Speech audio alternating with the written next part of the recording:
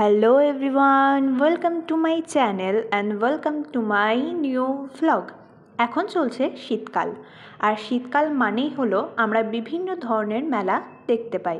তাই আজও চলে গেছিলাম আমি, মা আর বাবা রেডি হয়ে আমাদের বাড়ি থেকে 5 মিনিটের দূরত্বে একটি মেলাতে।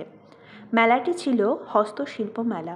মেলাটি সম্পর্কে কিছু বলার আগে তোমাদের মেলার লোকেশনটা বলে দিই। মেলাটি হয়েছিল বিশ্ব ক্ষুদ্র বাজারে। যারা বোলপুরে থাকো বা বোলপুরের আশেপাশে থাকো তারা এই জায়গাটি অবশ্যই চিনে থাকবে। আর এই হস্তশিল্প কথাটির সঙ্গে আমরা তো সবাই পরিচিত।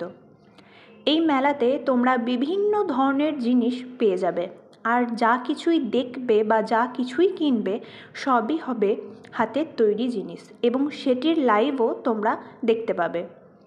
তোমরা যাই কিছু দেখবে সেগুলি তারা নিজেরা হাতে তৈরি করে তোমাদের দেবে, আর সেটি দেখতে এতটাই ভালো লাগে কি বলবো।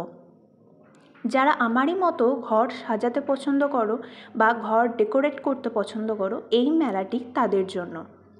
এখানে তোমরা বিভিন্ন ভ্যারাইটি জিনিস পেয়ে যাবে, যেমন কাঠের তৈরি জিনিস, জুটের তৈরি জিনিস, পাথরের তৈরি জিনিস ইত্যাদি। বিশেষ করে তোমরা এখানে বিভিন্ন ধরনের পিকচার্স পেয়ে যাবে এবং আরও পেয়ে যাবে শান্তিনিকেতন স্পেশালিস্ট জামাকাপড়।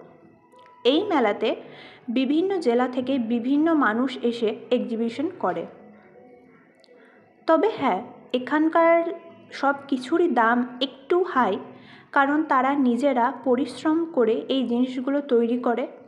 কিন্তু তোমরা যদি সেগুলো একটু দরদাম করে নিতে পারো তাহলে কম দামের মধ্যে পেয়ে যাবে। এই যে পিকচার্সগুলো দেখলে সেগুলো ছিল খড়ের তৈরি। পার্সোনালি এই জিনিসটি আমার খুব ভালো লেগেছে। তারপরে মেলা দেখে আমরা চলে গেছিলাম একটু বাজারে। বাজার থেকে পাপড়ি চাট খেয়ে বাড়ি যাব। এটা হচ্ছে তার পরদিন সকালে তোমাদের জিনিসগুলো দেখাচ্ছি।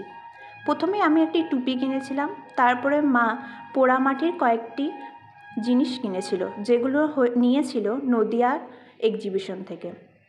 তারপরে কয়েকটি পিকচার্স কিনেছিলাম। তোমাদের বললামই আমার পিকচার্স খুব ভালো লাগে। তাহলে ভিডিওটি আজ এই পর্যন্তই। সবাই খুব ভালো থাকবে, আর ভিডিওটি ভালো লাগলে লাইক, কমেন্ট, শেয়ার অবশ্যই করে দিও। বাই।